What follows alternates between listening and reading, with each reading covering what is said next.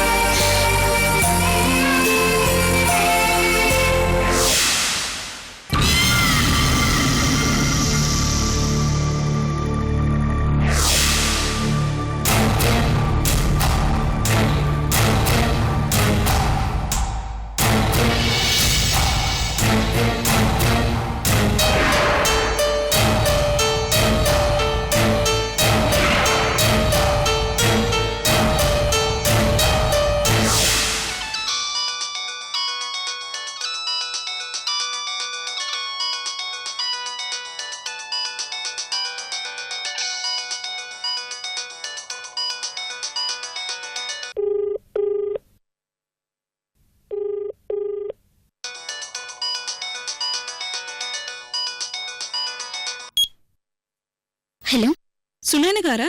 అవును. Doctor, I'm Jessie. Yes, చెప్పండి. అదే డాక్టర్, డాక్టర్ మోహిత్ సూరి గారు మీతో మాట్లాడమన్నారు. ఎస్ ఎస్, కోమాలో ఉన్న పేషెంట్ వివరాలు పంపించారు, ట్రీట్మెంట్ చేయమన్నారు. ఎస్ డాక్టర్, ఆ విషయం మీకు గుర్తు చేద్దామని మీకు ఫోన్ చేశాను.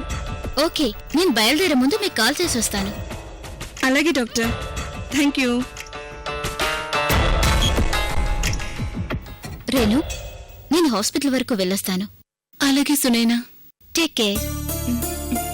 గంగాధర్, ఆంటీకి బాయ్ చెప్పు. బాయ్.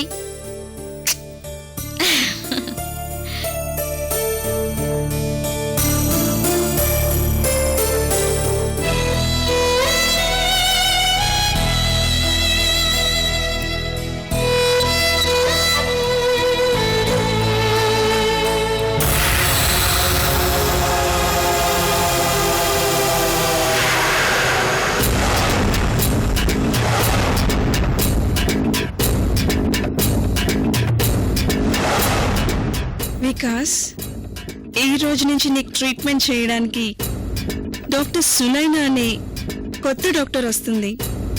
నువ్వు స్పృహలోకి వచ్చే వరకు ఎన్ని కోట్లైనా సరే ఖర్చు పెడతాను. వికాస్, నువ్వు కళ్ళు తెరవాలి.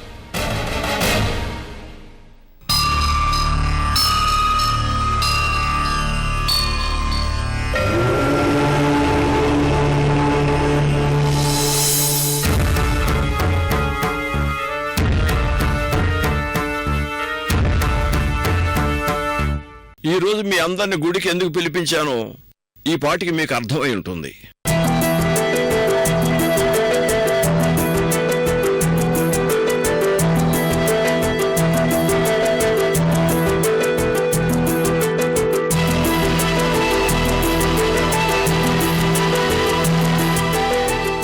ఈ ఊరి సీతారాముల గుడికి ఒక ప్రాశస్త్యాన్ని, ప్రత్యేకతను సంపాదించిన ఘనత జానికమ్మది. ఆ జానికమ్మ కొడుకే ఈ కృష్ణమూర్తి అన్న విషయం మీకు తెలుసు.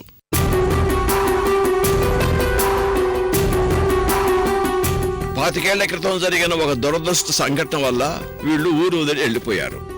మనం అందరం ఎంతో బాధపడ్డాం. ఇప్పుడు మళ్ళీ 25 ఏళ్ల తర్వాత జానికమ్మ కొడుకు, కోళ్ళు తిరిగి వచ్చేందుకు సంతోషంగా ఉంది. మొన్న బొబ్బర్లోకి వచ్చినా ఇలా కలవటం కుదరలేదండి. కానీ ఈ రోజు ఊళ్ళో వాళ్ళందరి ముందు నిన్ను ఇలా కలవటం చాలా ఆనందంగా ఉంది కృష్ణమూర్తి మావ.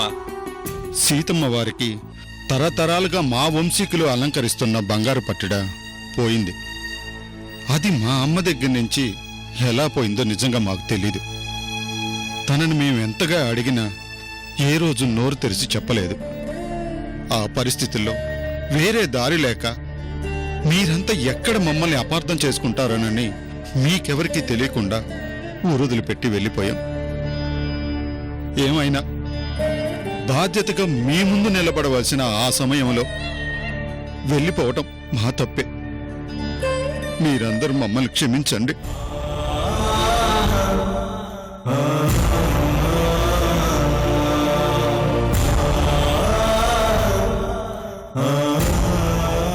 పట్టెడు పోయాక కొన్ని సంవత్సరాలకు ఆ బాధతో మా అమ్మ చనిపోయింది. అప్పుడు కూడా మేము ఇటువైపు కన్నెత్తి చూడలేదు. మీరే మా అమ్మకు దహన సంస్కారాలు చేశారని బుల్లబ్బాయి చెప్పాడు. మీ అందరి రుణం తీర్చుకోలేను. ఎవరి రుణం ఎప్పుడు ఎలా తీర్చుకోవాలో ఆ సీతారామచంద్రుడికే తెలుసు. మిమ్మల్ని అందరినీ ఇక్కడికి పిలిపించడానికి ఇంకో ప్రత్యేకమైన కారణం ఉంది.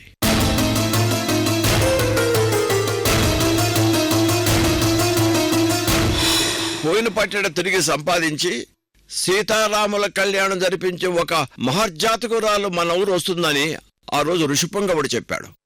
ఆయన చెప్పిన ప్రకారమే ఇప్పుడు సీత అనే అమ్మాయి మన ఊరు వచ్చి ఉన్నది.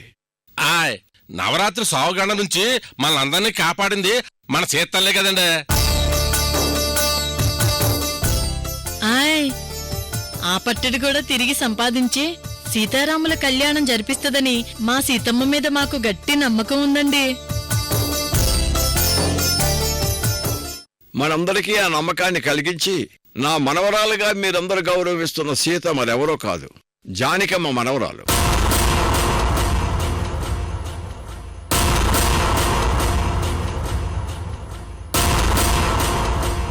మన కృష్ణమూర్తి లక్ష్మణుల కూతురే ఆ సీత.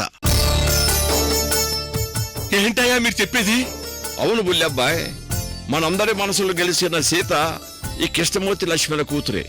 అసలు పేరు అమృత.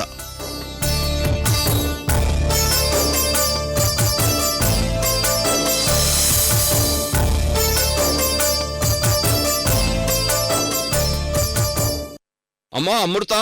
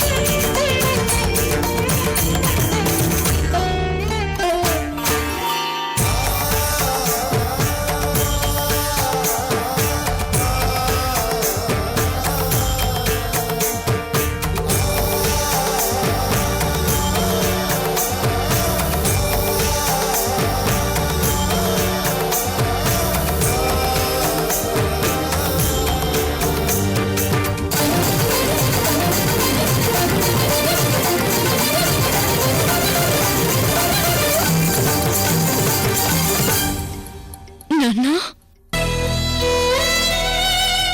అమ్మా అమృత,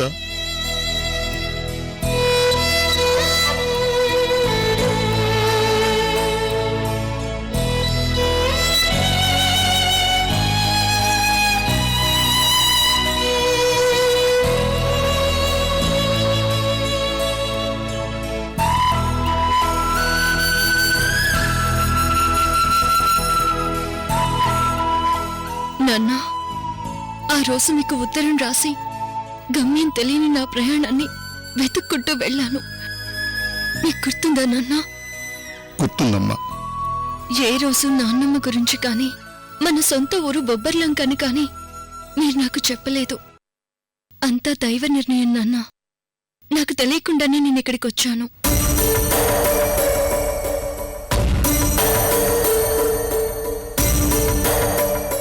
తాతయ్య గారికి సపోర్ట్గా ఆయన కేసును టేకప్ చేద్దామనుకున్నాను.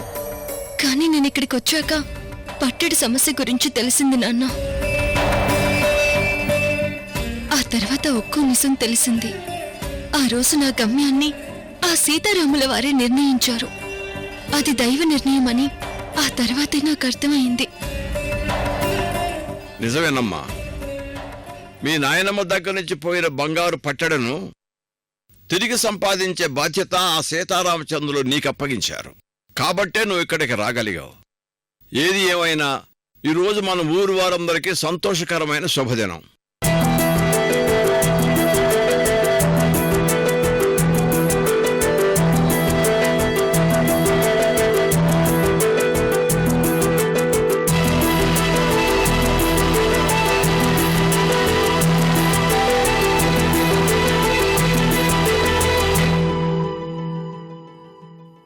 ఆ రోజు నువ్వు బొబ్బలంక ఊరి కోసం సీతగా మారావు.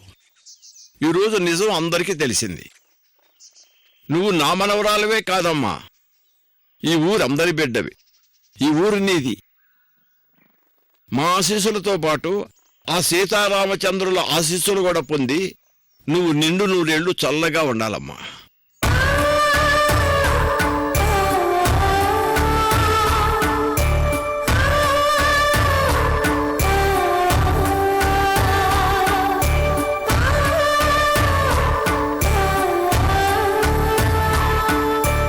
ఇదిగో కృష్ణమూర్తి, అయ్యా, అమృత లాంటి గొప్ప బిడ్డకు జన్మనిచ్చిన నీలాంటి తల్లిదండ్రులు అదృష్టవంతులయ్యా.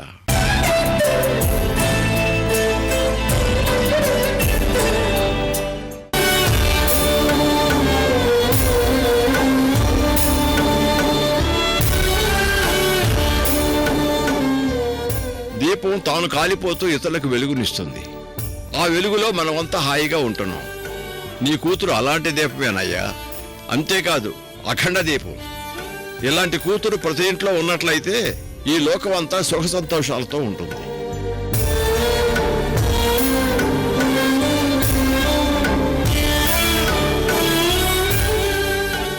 ఆత్మవిశ్వాసం ఉన్నవాడు నిజం చెబుతాడు, అది లేనివాడు అబద్ధం చెబుతాడు. ఎన్ని కష్టాలు ఎదురైనా సత్యం వేడని సద్గుణవంతురాలు నీ కూతురు అమృత.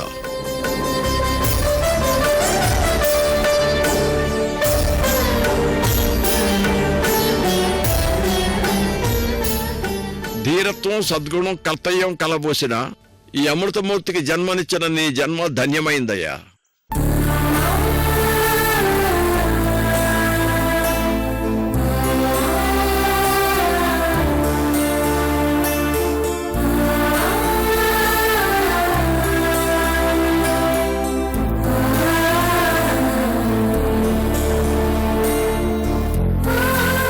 తాతయ్య, నన్ను మీరింత గొప్పగా పొగుడుతున్నారంటే దానికి నాకు అర్హత ఉందో లేదో నాకు తెలియదు.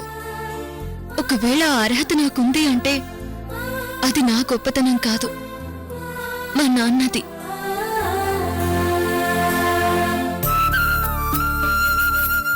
నా ఆత్మవిశ్వాసానికి తొలి అడుగు వేయించింది మా నాన్న. నా వ్యక్తిత్వాన్ని తీర్చిదిద్దింది మా నాన్న. ఆయన లేకపోతే నేను లేను. ఆడపిల్లని ఒక గొప్ప ఆశయం కోసం పెంచి పెద్ద చేసినా ఈయనలాంటి గొప్ప తండ్రి కడుపున పుట్టడం నిజంగా నా అదృష్టం తాతయ్య.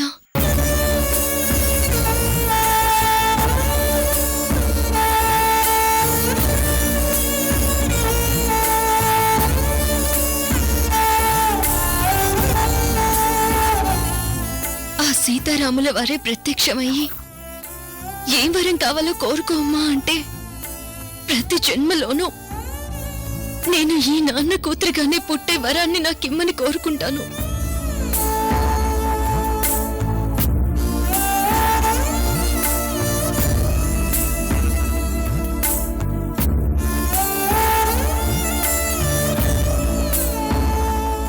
అమ్మా అమృత, నాదో కోరికమ్మా. చెప్పండి తాతయ్య. ఏమి లేదమ్మా, నేను పోయేలోగా ఆ బంగారు పట్టాడు ఏదో విధంగా సంపాదించి సీతారాముల కళ్యాణం ఘనంగా జరిపిస్తే చూడాలని ఉందమ్మా. తాతయ్య, మీ కోరికే ఊరందరి కోరిక. సీతారాముల పట్టడను తిరిగి తెచ్చి మా కుటుంబ ప్రతిష్టను కాపాడతాను. త్వరలోనే సీతారాముల కళ్యాణం అంగరంగ వైభవంగా జరిపిస్తాను. ఆ కళ్యాణం మీరు చూస్తారు. అలా అని మీ అందరికీ మాటిస్తున్నాను తాతయ్య.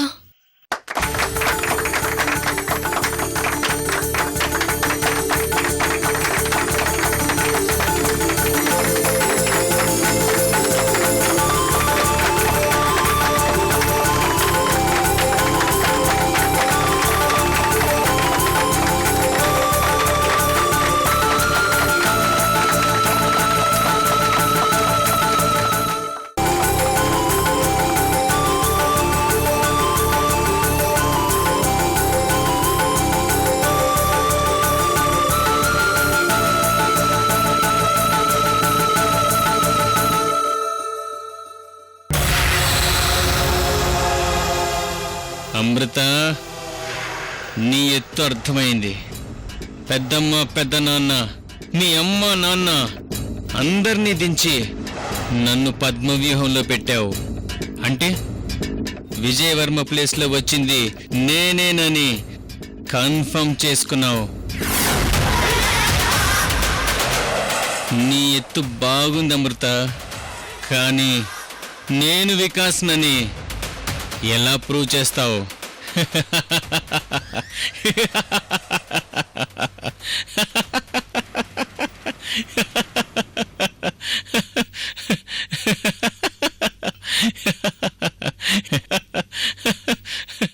ఏంటి వికాస్, అమృత దెబ్బకు నీ బుర్ర వేడికిపోయిందా? నువ్వెంత గర్జించినా లాభం లేదు వికాస్. అంటే ఇంకా అర్థం కాలేదా? విజయవర్మను చంపి ఆ ప్లేస్లో నువ్వు వచ్చి అమృతను పెళ్లి చేసుకుని నీ పగ సాధించాలనుకున్నావు. నీ స్కెచ్ అట్టర్ ఫ్లాప్. ఈ వికాస్ స్కెచ్ చేస్తే అది జరిగి తీరుతుంది. అమృతం మీద పగ సాధించే వరకు వదలనురా. నువ్వు ఇంకేం సాధించలేవు.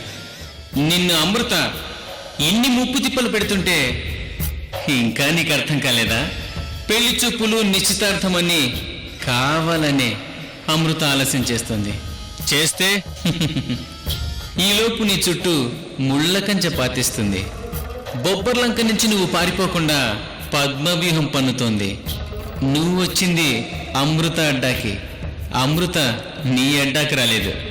అది గుర్తుపెట్టుకో. అడ్డా లేదు, గడిద గుడ్డు లేదు. అది 100 పద్మవ్యూహాలు పన్నినా, 1,000,000 కంచెలు కట్టినా డోంట్ కేర్.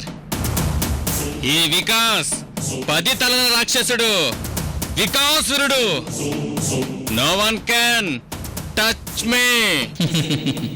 నువ్వు చాలా ఓవర్ కాన్ఫిడెన్స్ లో ఉన్నావు వికాస్. నాది ఓవర్ కాన్ఫిడెన్స్ కాదురా, ఓన్లీ కాన్ఫిడెన్స్. అక్కడ ఇక్కడ ఎక్కడైనా అమృత మీద గెలుపు నాదే.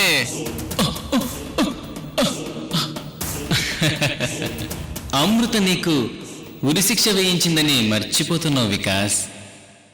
అది ఉరిశిక్ష వేయించినా నేను తప్పించుకున్నాను. నా తలరాతను పైవాడు కాదు, నేనే తిరగ రాసుకున్నాను. అమృత నువ్వు చాలా తక్కువ అంచనా వేస్తున్నావు వికాస్. నువ్వు నాకు అమృత గొప్పతనం గురించి చెప్పకు. అది నా ముందు నథింగ్. దాని జీవితాన్ని సర్వనాశనం చేసి అడుగడుగున ఫుట్బాల్ ఆడుకున్నాను. ఈ జీవితం వద్దురా బాబు అంటూ పారిపోయేలా చేశాను. అది ఒకప్పుడు వికాస్.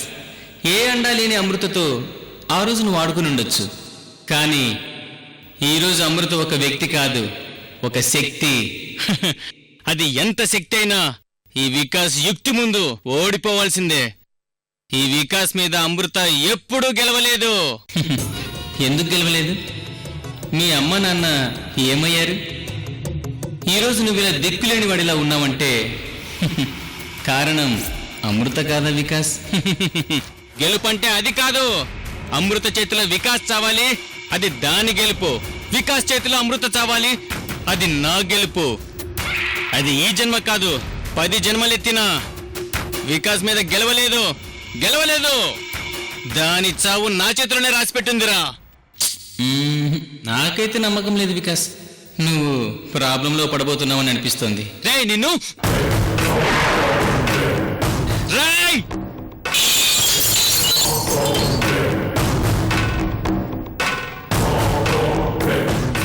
అమృత!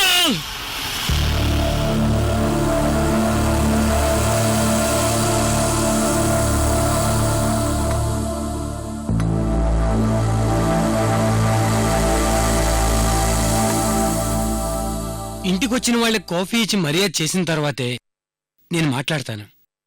అది నా స్టైల్ శర్వాణి గారు. చాలా మంచి పద్ధతి రాయుడు గారు. Good coffee. Thank you. ఇప్పుడు చెప్పండి. కొద్ది రోజుల క్రితం మిస్టర్ వికాస్ అని ఉరిశిక్ష పడ్డ ఖైదీ యాక్సిడెంట్లో చనిపోతే మీరే పోస్టుమార్టం చేశారు కదా? అవును, ఆ పోస్టుమార్టం రిపోర్ట్ నేనే ఇచ్చాను. ఆ రోజు వికాస్ బాడీ నుజ్జునుజ్జు అయిందని ఫ్యామిలీ మెంబర్స్ గాని పోలీస్ డిపార్ట్మెంట్ గాని సరిగ్గా చూడలేదు. మీకు గుర్తుందా?